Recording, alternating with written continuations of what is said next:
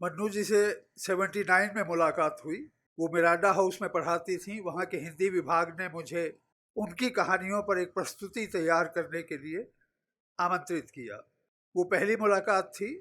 उसके बाद मैंने लगातार उनकी कहानियाँ राष्ट्रीय नाट्य विद्यालय के छात्रों के साथ या बाहर की, त्रिशंकु, अकेली, यही सच है, जिस पर रजनीगंधा फिल्म भी बन चुकी थी। सबसे ज़्यादा इंटरेस्टिंग किस्सा महाभोज को लेकर हुआ। 1980 में महाभोज उपन्यास छपकर आया और 81 में सबसे पहली प्रस्तुति मैंने महाभोज की। अभी अमाल अपने वक्तव्य में तारीखें गलत बोल गई। 1989 उन्होंने 82 में महाभोज मंचित कर दिया था। मैं रायपुर में महाभोज मंचित कर रहा था। मैंने मन्नू जी को लिखा कि 15 जून 81 आपकी प्रस्तुति हो रही है, आप आइए। तो उन्होंने एक लंबा पत्र लिखा कि तुम वहाँ महाभोज कर रहे हो और मैं यहाँ अमाल के साथ बैठकर उसका नाट्य रूपांतर करने की कोशिश कर रही हूँ। और रायपुर वाली प्रस्तुति बहुत अच्छी हुई। मेरी बहुत इच्छा थी उसको दिल्ली लाया जाए। मन्नू जी ने कहा कि रंगमंडल की प्रस्तुति हो जाने दो, उसके बाद लाना। तो 1982 मार्च में रंगमंडल की प्रस्तुति हुई।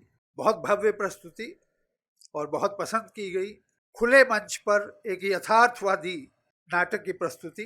1984 में हम लोग जो रायपुर में हम लोगों ने प्रस्तुति की थी, मैंने प्रस्तुति की थी, उसको दिल्ली में अपनी संस्था के साथ तैयार किया। और जाहिर है कि मैंने वो नाट्य रूपांतर इस्तेमाल नहीं किया जो उन्होंने किया था।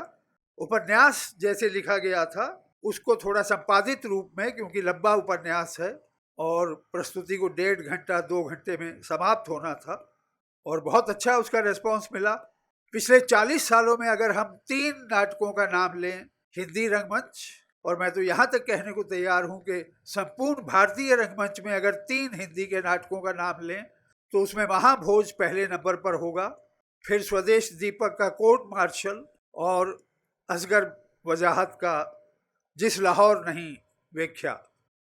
तो आप सोचिए कि एक ऐसा रचनाकार जो कहानियां लिख रहा है, उपन्यास लिख रहा है और अपनी ही रचना का नाट्य रूपांतर करता है। आज शायद रंगमंच की दुनिया में लोग भूल गए हैं कि महाभोज एक उपन्यास के रूप में छपा था। साहित्य में फिर भी लोग उसकी बात नॉवेल के रूप में कर लेते हैं, लेकिन नाट्य रूपांतर के रूप में वो इतना ज़्यादा खेला गया।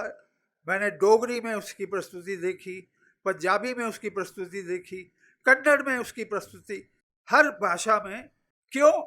क्योंकि पहली बार साहित्य की दुनिया में, रंगमंच की दुनिया में एक राजनीतिक कथ्य को लेकर एक ऐसा रचनाकार हमारे सामने आ रहा है जो उससे पहले मानवीय संबंध, चाहे वो माँ बेटी के संबंध हो, चाहे वो स्त्री पुरुष के संबंध हो, दा साहब, शुक्ल बाबू, त्रिलोचन बाबू, जोरावर, बिंदा, इतने सारे अलग शेड्स के चरित्र, सिर्फ एक रस नहीं, मल्टी लेयर्ड, मल्टी डायमेंशनल अद्भुत रचना है।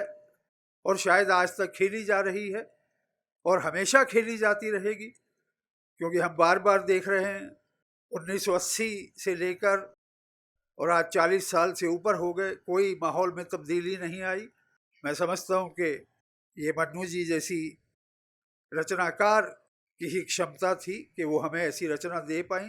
फिर इधर संयोग से सयानी बुआ नाम की उनकी एक कहानी पढ़ने को मिली। फिर मुझे उनकी अकेली कहानी याद आई, जिसको मैंने मंच पर भी किया, फिर बाद में दूरदर्शन पर भी किया। तो कुछ ऐसे चरित्रों की कहानियाँ, और शायद बुआ का चरित्र उनको बहुत प्रिय है। मुझे लगा कि ऐसे चरित्रों को ढूंढूंगा मैं और एक इवनिंग शायद इन 3-4 कहानियों को मिलाकर अटेम्प्ट करने की कोशिश करेंगे। तो मैं बहुत आभारी हूँ मन्नू जी का कि उनकी इतनी रचनाओं को मुझे करने का मौका मिला और वो बहुत बहुत सराही गई। इसमें मेरे से ज़्यादा मैं समझता हूँ कि मन्नू जी के लेखन को उसका श्रेय देना होगा। बहुत बहुत नमन, बहुत बहुत आभार।